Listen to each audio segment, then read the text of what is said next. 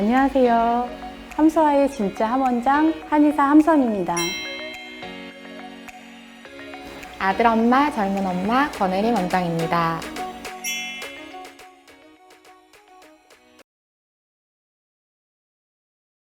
저희 유빈이는 요즘 어린이집에서 선생님이 머리가 너무 흠뻑 젖을 정도로 땀을 흘린다고 말씀을 많이 주시는 편이에요. 석현이는 어때요, 원장님? 석현이도 많이 나기는 해요. 근데 유빈이도 그렇고 석현이도 그렇고 키도 크고 사실 체형도 좀 있는 아이들이라 땀이 좀 많긴 할 텐데 이 이야기를 저희만 이렇게 하는 게 아니고 진료실에서 엄청 많이 들어요. 우리 아이가 땀이 너무 많이 흘리는데 괜찮은 건지 너무 허하진 않는지 이런 질문을 하러 오시는 환자분들이 굉장히 많아서요. 땀이 많이 나는 건 어떻게 보면 조금 당연한 걸 수도 있잖아요. 그죠? 그렇죠. 네. 왜 이렇게 땀이 많이 날까요, 원장님? 네, 보통 아이들은 보통 땀샘이 굉장히 많아요.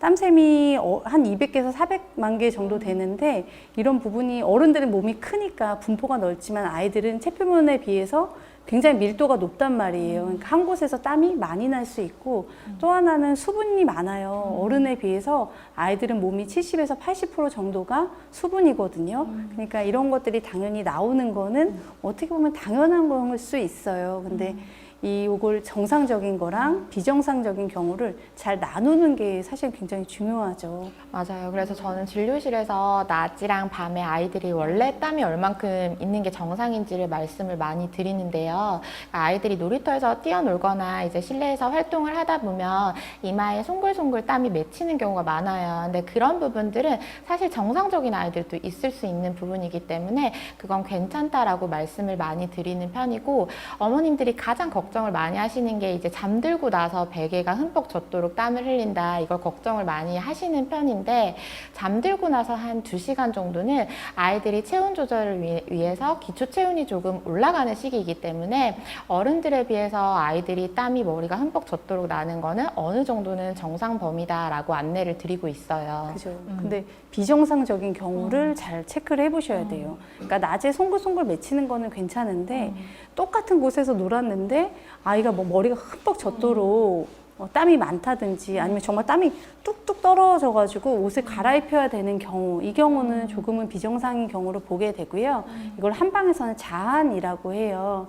근데 또 하나의 경우는 밤에 자기 전 2시간까지는 괜찮은데 새벽에 땀이 많이 나거나 몸이 그래서 축축한 상태로 있는 이런 거 도안이라고 하는데, 이런 자한과 도안의 상태일 때를 한방에서는 비정상적인 땀의 형태로 보게 돼요.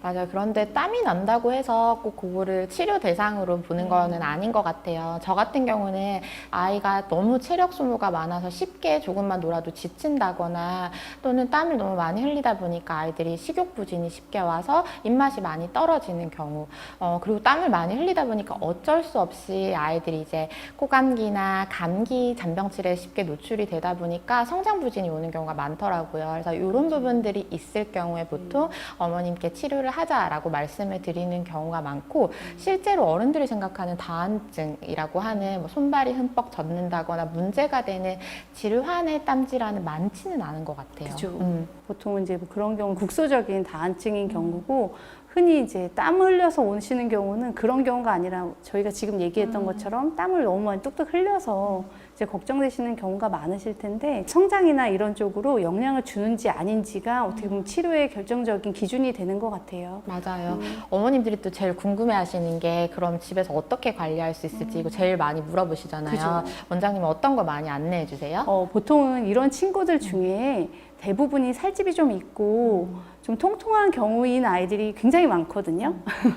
그래서 이런 경우에 사실 식습관 조절부터 해주시는 게 제일 좋아요. 고기 종류가 몸 안에서는 열을 많이 내기 때문에 이런 친구일수록 고기만 편식하는 경향이 있거든요. 그래서 그런 습관들을 조금은 조절해 주시는 게 좋지 않나라는 생각이 들고, 또 하나는 음료수 종류를 많이 마시는데 그거를 특히나 자기 전에 많이 먹으면 당연히 자면서 땀이 많이 나니까요. 그런 부분도 좀 조절해 주시는 게 좋을 것 같고, 자기 전에 1~2시간 정도는 공복을 유지해 주시는 거, 그런 부분을 좀 많이 말씀드리는 것 같아요. 다른 거 뭐 있으세요?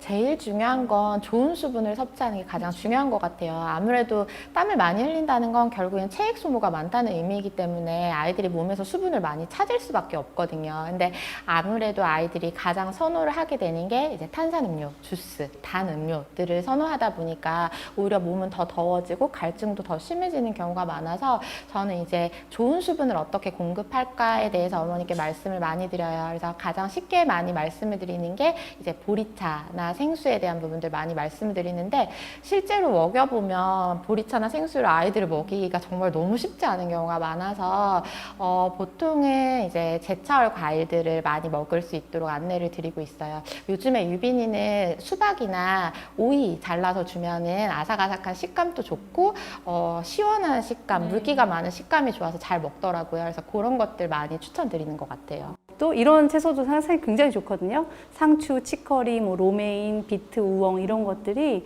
아이들 소결을 좀 내려주고 수분을 좀 도와 나가는데 좋은 채소라 그런 부분을 활용해 보시는 것도 괜찮을 것 같아요.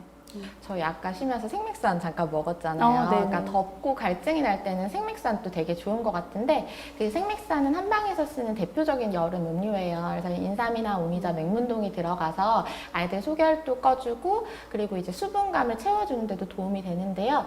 생맥산을 집에서 쉽게 구하시기 힘드실 경우에는 저는 오미자청도 너무너무 좋은 것 같아요. 그래서 물에 타주시거나 탄산수 같은 데 타서 주시면 음료수 대용으로는 훨씬 더 좋지 않나 싶어요. 네.